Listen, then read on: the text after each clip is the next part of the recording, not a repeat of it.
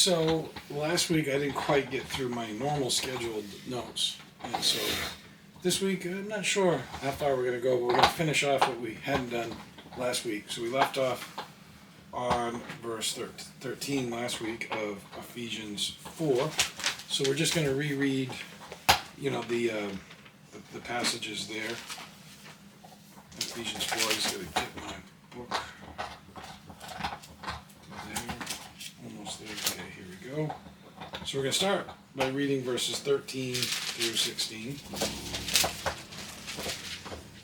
And starting in verse 13 says, "Till we all come in the unity of the faith and of the knowledge of the Son of God, unto a perfect man, unto the measure of the stature of the fullness of Christ, that we henceforth be no more children, tossed to and fro, and carried about with every wind of doctrine by the sleight of men and cunning craftiness, whereby they lie in wait to deceive.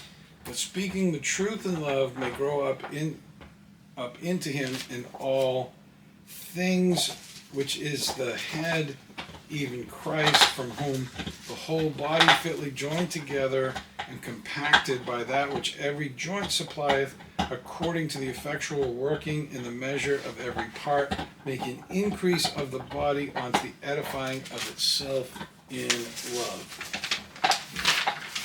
Okay. So, actually I forgot to read verse 12. Well, we're going to read verse 12 now because we didn't do verse 12. Verse 12 says, "For the perfecting of the saints, for the work of the ministry, for the edifying of the body of Christ." Okay. Our gifts and talents are used to perfect our, to protect our fullness in the Spirit. And so basically, it's understood that we're made in the flesh, that we're weak. So each person, by the nature of your personality, which they might not have used that terminology 2,000 years ago, has different strengths and different weaknesses. And so to be unified in the Spirit, then we need to use our strengths to strengthen each other, which is why at the end of last week's study we was talking about the different gifts to the church. Those different gifts are different, talents that people have. So if we learn to appreciate each other's talents, once again, that creates unity. Now, in the time that we live in the post-Christian era, a lot of people, and I've talked about this hundreds of times, not to be a broken record, but a lot of people focus on their identity and proving that they're right and validating their thoughts. And so when you validate your thoughts, you lose the ability to appreciate someone else's, gift or talent. Mm-hmm. And then, in so doing, the first step is the loss of appreciation, and then the next step is ending up being divided. Because if I'm only aware of what validates or justifies me and I'm not aware of you, what happens is that both of us are not perfect. Okay? So when I make a mistake, one of us eventually is going to be wrong. Mm-hmm. And so then when we're wrong, we get a conflict if we're trying to validate our thoughts.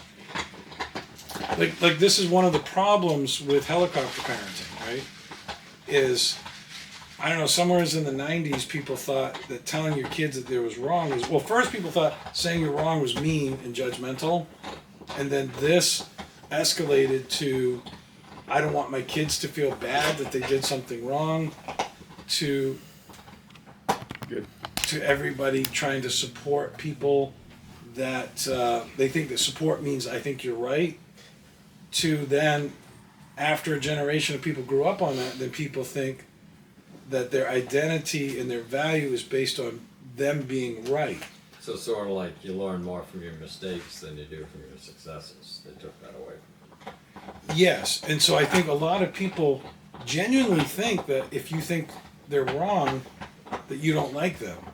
And unfortunately, like say for instance, as a guy, say you run into Miss Universe, Miss Denmark or whatever, right? Yeah. Okay, and you disagree with her. You're not going to think she's wrong. Right. You're not going to say, "Oh, you're wrong," right? Okay, so then people say, "See, look, you like her, so love is blind." Mm-hmm. So then somehow that thought gets misconstrued into thinking that it's rude to think somebody's wrong. Yeah. Okay, but you can love people right to death that you think is wrong. There's people in this vast congregation of this room that I love more than my life that I do not agree with all of their opinions. You know what I'm saying? And right. and like I've said before, sometimes somebody's wrong and they're a good person. And sometimes someone's wrong that you think they're wrong and you find out you're wrong and they're right. It's really not a big deal if you're right, if you're wrong. What really matters is, do you have a good heart? Mm-hmm. Now, I'm not saying that we should not care about truth or not value what's right, okay? But what I mean is that, as a matter of fact, as Christians, we're supposed to rebuke sin. But in order for this to work, we have to look at the truth as something that's beyond self and not tie our thoughts into self. Like really, when you're around a person that you love, that you care about, mm-hmm. the value of the exchange is in the emotion. It's not in information. Right. Okay? So if somebody loves you and you're having a loving expression, that's what creates meaning to life. So an intellectual difference doesn't devalue or exalt a person. Mm-hmm. I think when the parents tried to tell their kids that they're right about everything, then people felt that their value is based on being right. And I also think our social structure now, being centered around school, is that the better grades you get, the more accurate you are. Okay, so somebody, like if you get straight A's, then you're smart, right? Right. So that means you're smarter than somebody that gets B's and C's. Yeah. So then if we're saying that makes you better, then I almost think that causes people to say, if I'm right, I'm better. Yeah. But being a good person is more or less based on virtue. Yeah, how much do you love the other person? Not how much can you outdo them? Right, and from my brain, this is always fascinating because Jessica Simpson is way more interesting than Albert Einstein. Right. So I mean, it's like, does it really matter if you're right? I mean, what really matters is your feelings and your character, right? Right. So I'm nothing against the late Albert Einstein, but he was probably more accurate on his observations than any other human being alive. Right. And I don't necessarily think that made him the greatest or the funnest person to hang out with or the most enjoyable person to talk to. Right. Yeah. But he was smart. Right. That's why his name is synonymous with intelligence, right? Right. So so basically, so Paul is saying the gifts of the church were given for the unifying of the Spirit. So if somebody is qualified to teach, then if you actually are receptive to what they're teaching, then you will grow and you'll all be more unified. If somebody's in God's will evangelizing, then if people are receptive to the message that the evangelist gives, then you have a unified community. If someone is at all receptive to any of the commandments, if you think of every commandment, then you get unity. The irony of living in apostasy is that people don't want to hear the commandments now, and then not hearing them creates division, and division creates chaos.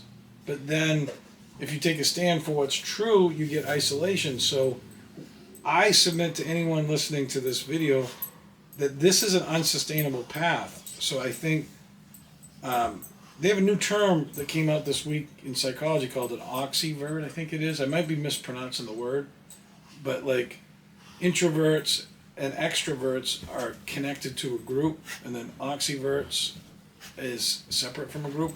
We need to get separated from the group because the group is on a indestructible path. So it's natural in human nature to want to fit in with what everybody's doing, but unfortunately this doesn't work when everybody's doing stuff that creates division, isolation, and destruction, in my opinion.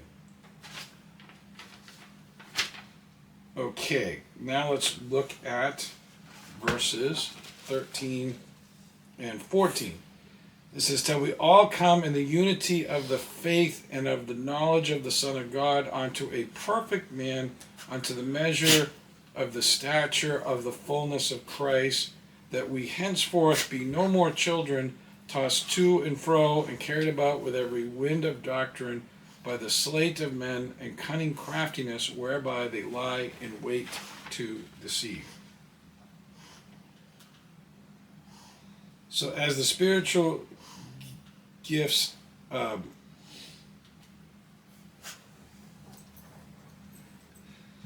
the spiritual gifts help edify each other in order to keep us pure, holy, and grounded. If we experience love, so the spiritual gift enables us to love each other more, to help us be grounded in the faith, to have more meaningful conversations, to talk about spiritual things, to learn about love, to learn about goodness. And one thing I notice here just now in verse 14, that I was waiting for the opportunity to explain this, right? So if you read the Gospels, Jesus says to be converted as a child, right? And if you look in verse 14 here, Paul says that we henceforth be no more children, tossed to and fro. So Paul keeps saying you got to eat the meat and you got to mature, right? And so you got to say, is there a contradiction between being like a child that Jesus says and being an adult like Paul says?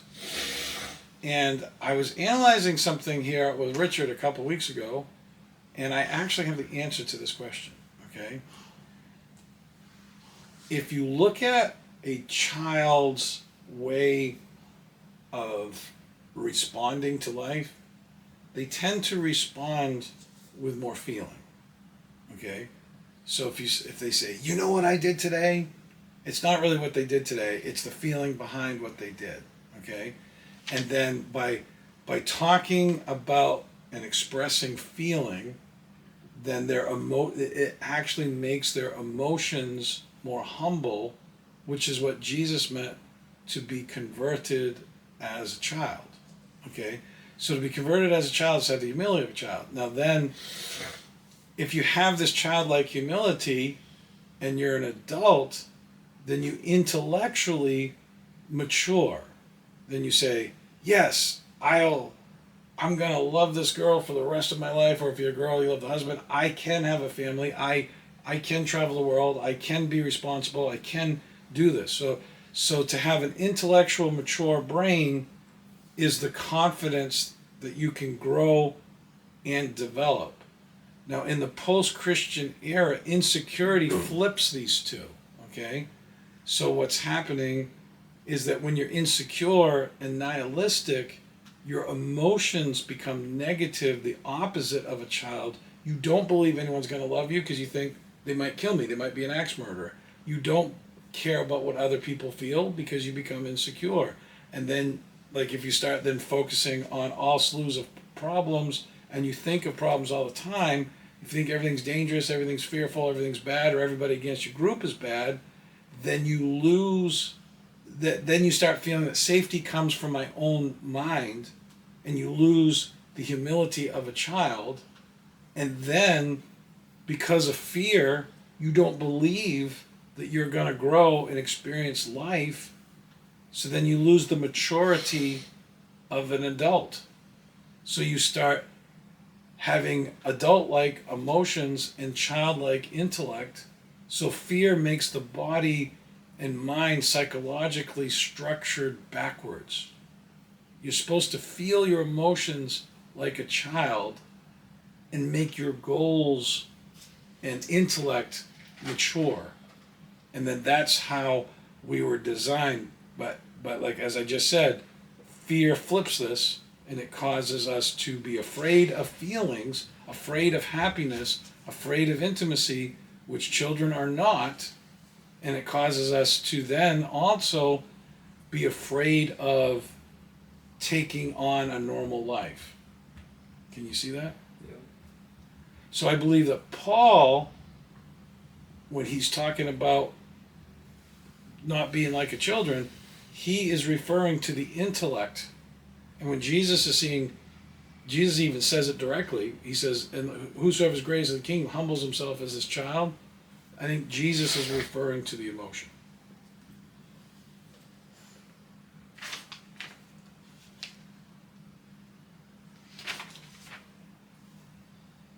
That only took me about 5 decades to figure that out. This no response, but this is great wisdom here, you know. Okay.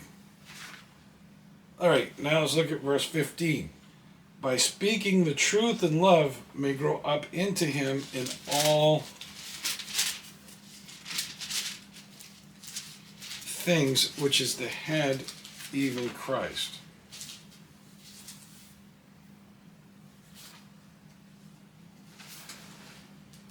Go back there real quick. Let's see.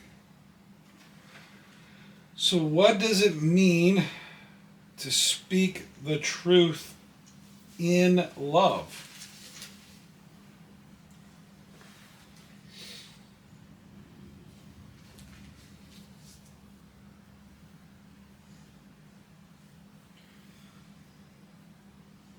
So my guess would be like you're speaking the truth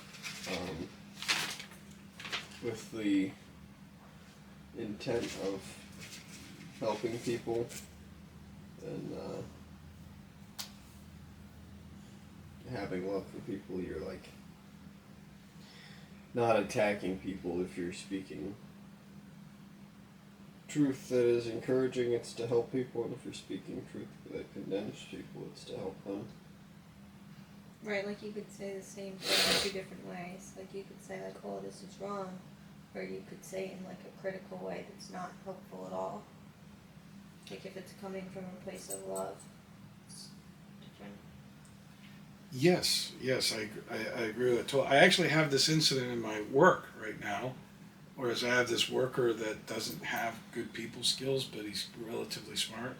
So when he has a conflict with some guy, say this guy's getting drunk all day and all night. This affects his judgment, and he's lazy and he doesn't like to do any of the hard jobs. Usually, when he says that, it's true, right? Is that interesting thing? He's not lying. Everything's right, but is that the truth in love? Not if he's not trying to help anybody. No, he's not, right? But to his credit, I'm not saying he's an evil person. He's a little insecure, and then it's right. But truth and love is saying, okay, like here in the study, we're saying, okay, we need to not get involved with being obsessed with our identity and trying to fit in with our circle, because this is what is destroying the world. That statement is truth and love. How so?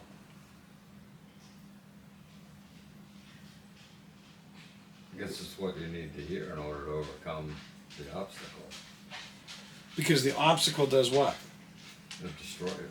Yeah, it destroys your ability to be happy, destroys your ability to have a family, it destroys the unity of the spirit, it destroys the ability to have love, it destroys the ability to be close to people, right? Right. So if you're saying this is what's plaguing the world, you're not necessarily saying this to condemn people. You're saying, like Jesus said, you're already condemned, you know. Right. But so basically, the truth in love is basically truth spoken for the purpose of edification. Right. Truth that is not in love is usually sounds something like, what about what they did? Right. Didn't they do such and such? It's an attack. Right. So you see it a lot in politics. Like if you criticize one side of the aisle, then they'll talk about what the other side of the aisle did that was wrong. Right. And when you do that, you get to a place where there's no solution. But the thing that you see in politics, people do in their personal lives a lot too. So like, if someone's trying to help you with something, it's not beneficial to look for the flaws of the person that's helping.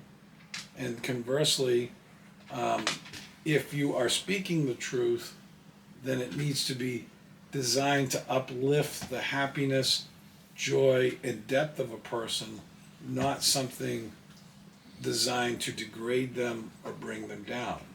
So if I see a flaw in you and I say it to make you feel bad about yourself, it might be true, but that's not the truth in love.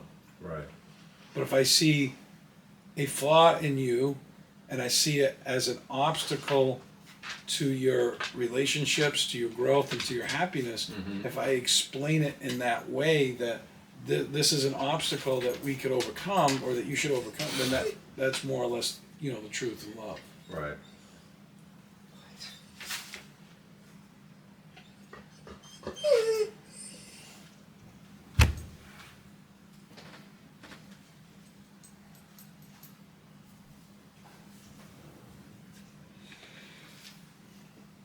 Yeah, so unfortunately, now that the Christian world has become politicized, it's interesting is it puts God's standards in an ironic position, right? Is that if we actually look at immigrants in a hateful way, if we look at people that have alternative lifestyles in a hateful way, and we don't speak the truth in love, then what we're actually doing is promoting the values that we're condemning. You see what I'm saying? Right. Like I think a lot of the problem with what they call the social wars is that you don't win a social war by war. Right. Okay? So like if I want to convert you to God, I do it through love and being an example and presenting something better. Right. So we had, before the hatred movement, we had the liberals view acceptance to be that everything you do is okay if it makes you happy. Right. And now we have a contrary view that is if what you're doing is creating inconvenience for me, you need to be eliminated. Right. Okay? Neither thing actually works. Right.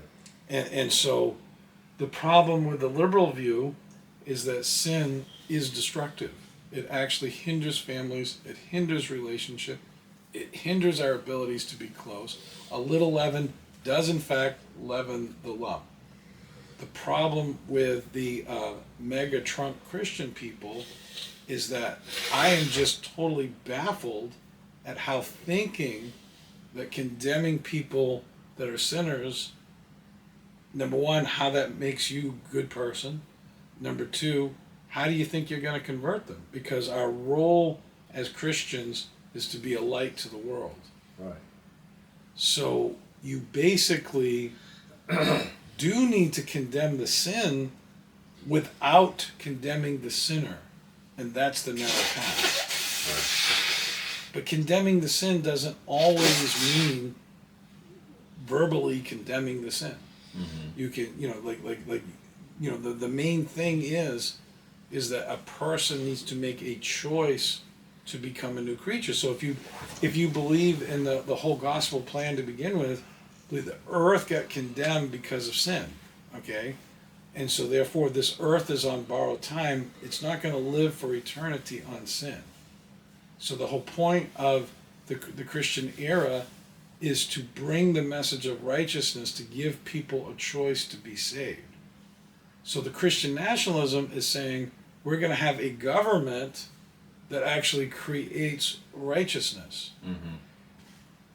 I can think of a religious group in the Bible that thought the same thing. Can you I think? would say the Sadducees.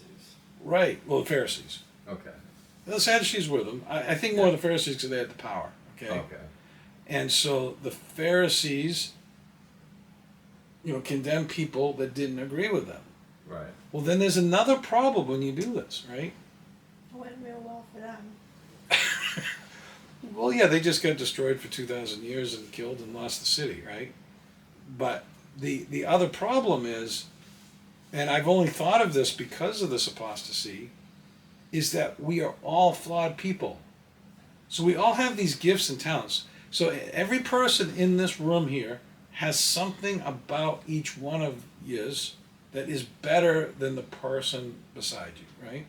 So I'm a positive person. I like to focus on that.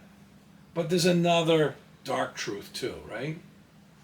Also, every person in this room has something about you that is not good, that is worse than the Right. person beside you. Right. Okay? So if I use my talent to speak the truth in love, to edify, if I'm edifying, you're not feeling attacked by it, right? Right. If I use my truth to self-righteously condemn you, then you're gonna be looking at my flaws. Yeah, you feel more justified in your own flaws. In that, if you're attacking me, then I'm going to get more rebellious. Right. So then all you accomplish is noticing, each other's flaws. Right. And so basically, the point, you cannot create, back to the point, you can't create a government that enforces the laws and then get love from the laws. This is why Jesus came. So the law itself, the first 5 books of the gospel, was a list of rules, a list of laws that was to govern the people of God, to create a nation. And it does have a lot of good. And I'm not condemning it. I'm not saying the laws need to be ignored, but I'm saying there's something about human nature that in order for it to work properly, there needs to be an emotional response and an emotional conversion. So the whole point of the gospel was to bring about the spirit of love, joy, faith, meekness, temperance. And those things cannot be obtained by government, and they sure cannot be obtained by hatred. Right. So if all of you people here love me, and then all of a sudden y'all hate me, maybe that could work, because then I'd be like, what happened to this love, right? But it's risky. But if there's never any love in the first place, hatred clearly doesn't Right. work. And the thing with other cultures and the immigrants who say, okay, we need to preserve our way of life. Well, if you're doing that, if your way of life is hatred, what is it you're trying to preserve? Yeah. Like, if you can't love the immigrant, what do you have to preserve? Yeah, and isn't the point is to be a light to the world? Right. And then what you do though, in the other process of trying to force the values, is you then make the values bad. Right. You then make it look like the sin is better than the righteousness. Right. Exactly. And part of the reason is because when you do that, sometimes it actually is. Right. Sometimes the people that are doing the behavior that the Bible condemns are actually better than the people that are using the Bible to justify hatred. Right. Okay. Yeah. So you don't convert people from division. Right. You don't convert people by not speaking the truth in love. Now, not that most people don't get converted by love and goodness, but if someone is going to be, that's the only way Yeah, to do it. hating them will never do it. Hating them will never do it. Love's the only thing that Yeah. works. May or may not work, to a specific individual. And this does not mean that we don't condemn sin, but like I've often said, I'm more effective if I condemn your sin than I would be anybody else's. Like there needs to be some common values for this, to work. Right. So if I come to you in hatred, it really just doesn't work at all. Right. Yeah. Yeah, you can never promote love with hatred. And That's the part. my worker that's a little unstable that uses the truth in unrighteousness, when he actually sees that somebody is talking to him with good intentions, Mhm. it actually, Diffusive. yeah. Yeah. So even in like a secular way, Yeah. this process, works. Right. So the next question kind of goes with the last question, is how do we speak of God's judgment with love?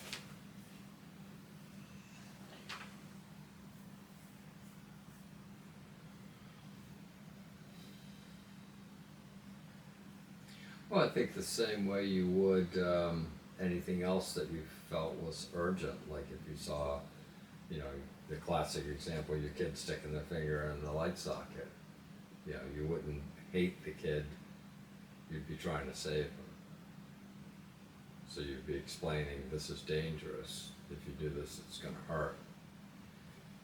So the same way with God's judgment, you'd be trying to explain to people that if you ignore these commands, it's going to have a negative effect on your life, your eternity, your happiness, and you'd be trying to help them. Okay, so we could say, okay, you go do those drugs, you're just gonna spend eternity in hell. That's what you are. You don't even care. You're just gonna go to hell.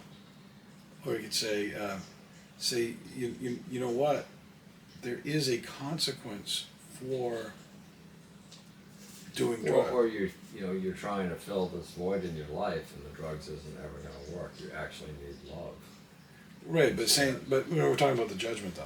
Right. Okay, so we say there is a consequence for not making your body the temple. Right. It actually does harm you. It harms your relationships, and it harms your ability to be close to people. Right. If you actually can see the goodness and the virtue, you would have a much better life. Right.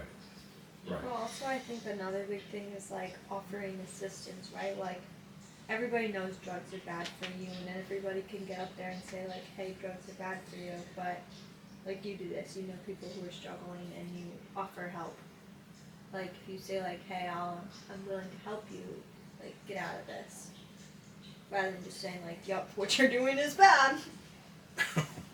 Everybody's telling them what they're doing is bad. Yeah, that's true. You got to put your Try to help. money where your mouth is, Yeah. or your actions. Yep, and then the person needs to be receptive to the judgment too, I guess, is another point.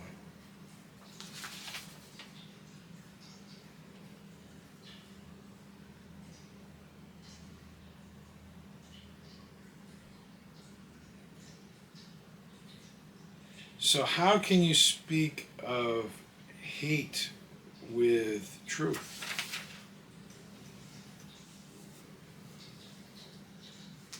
Very easily. I mean, all you got to do is, be self-righteous, put yourself above the person, and view yourself to be judge, jury, and executioner over them.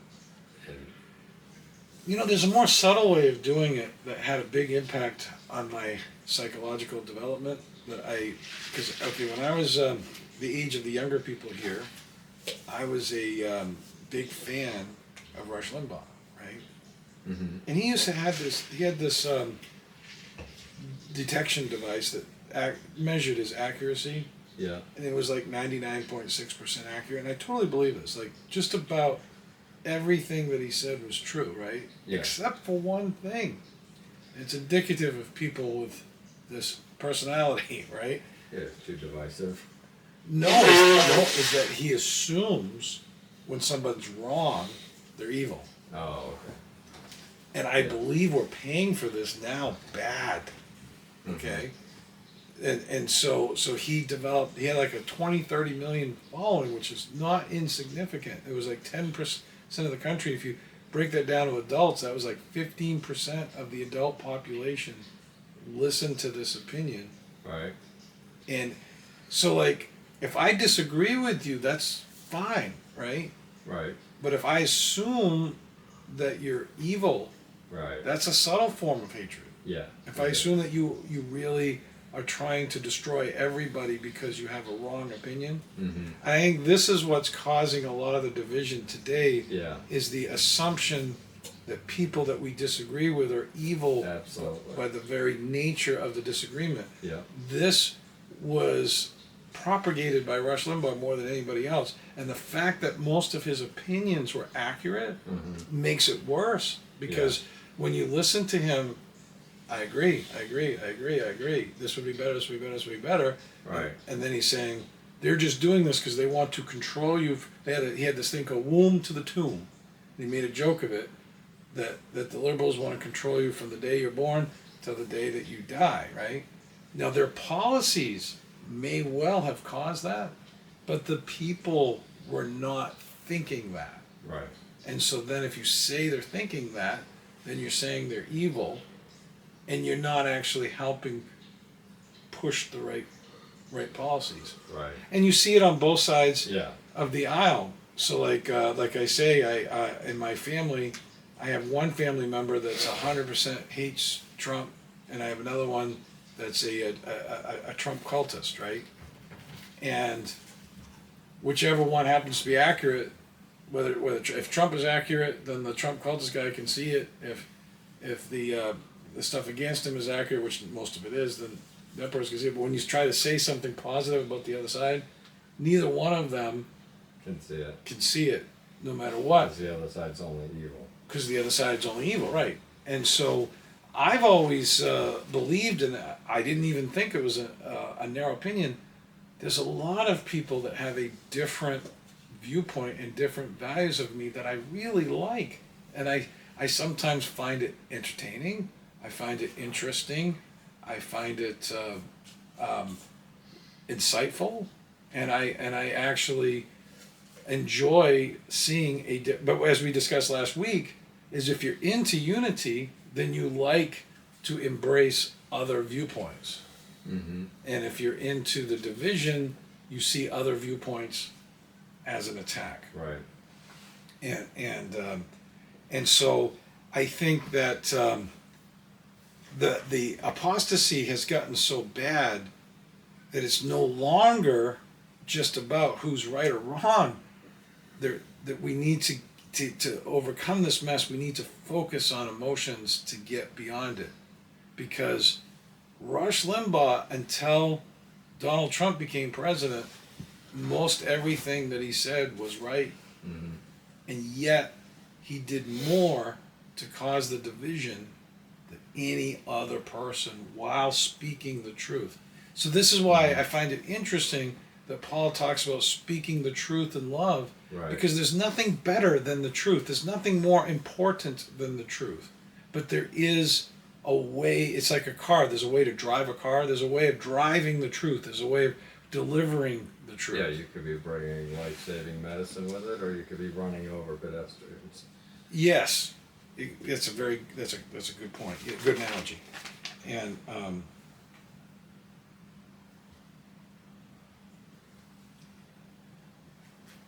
so why is the truth so important? Because when the division first started, I think this might not be as common now, but as recently as 5 or 6 years ago, people would say, hey, your truth is your thing, you believe your thing, I'm just this wonderful, open-minded people, live and let live, and whatever you Well, think is I good. think Why is that not really accurate? I think the answer is, instability. Like, lies aren't reliable. If you function your life based on things that aren't true, then it isn't going to work. Like, if you rely on things that are false, it's going to fail. It has to be true in order to work. Yes, and there is a truth to righteousness. Mm-hmm. There is an actual, you do know people by their fruits, as Jesus says. That actually is true. There actually is fruits of the Spirit. There actually is a behavior pattern of righteousness. It needs to be followed. Right. So I think this is why Jesus says, enter the narrow path. I think the liberals actually recognize the open-mindedness of acceptance, Right. and then ignore the value of the truth. Right. And then I think the conservatives recognize the truth and ignore the emotional elements that are attached to it, and thus pervert it. Right. I'm not saying this is true of every person in every area, but in a general sense, this human generality. right.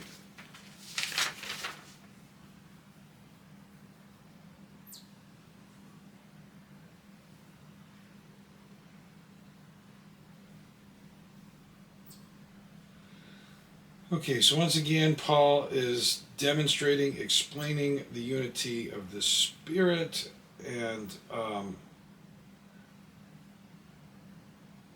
I think the rest of these questions is basically focusing on how in our time, in our day, there is definitely too much separation, too much division. And I don't think that human beings were designed to live their life on a screen and basing their confidence and identity based on the opinions of a consensus of people that they're never going to meet, never going to talk to, and never going to get to know. Mm. And I think that by valuing your opinions on TikTok videos, Instagram videos, YouTube videos like this one that we're doing here, ironically, is a YouTube video. I think you lose the emotion in general. Mm-hmm. And I think when you take the emotion, the more you take emotion out of your conviction, the less substance there is to it, Yeah. and the more division it actually causes. Mm-hmm. Because I do think for us to be unified in the Spirit, it works a lot better if we love each other, if we actually have feelings Yeah. for each other. I would even say it only works if we love each other. Right. So I think when you're looking at a screen and you're basing your values on a screen, Mm-hmm. it's impossible to have a deep love. Mm-hmm. And so then when your world gets caught up in the faculties of your mind, there is something that gets lost. Yeah.